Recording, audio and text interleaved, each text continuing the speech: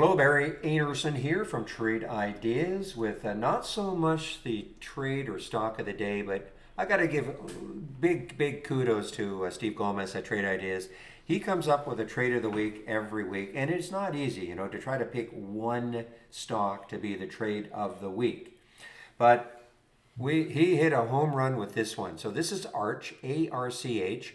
And so the trigger, again, this is a free service. So when you see the email you're getting, all you have to do is click on my home page, and then one of the sections is called Trade of the Week, and you click on it, and then you can sign up for it, and it'll be delivered to you Monday morning before the market opens, okay?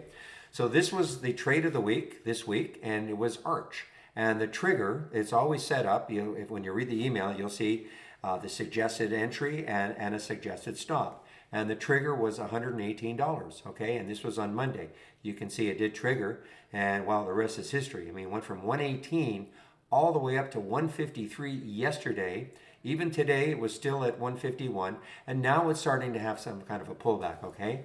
And these are designed for, how you're going to trade them is going to be up to you, but they are designed for multi-day holds, assuming, however, if you got into this one at 118 and then it got up to 134 and then it started dropping, I'd be probably taking some profit. But how you trade them will be up to you.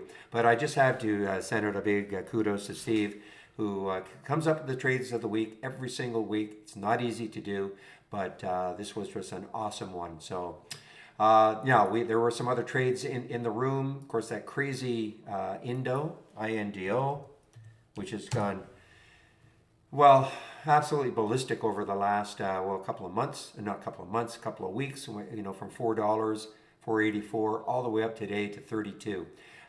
This is a little energy play. It has very few shares in the float.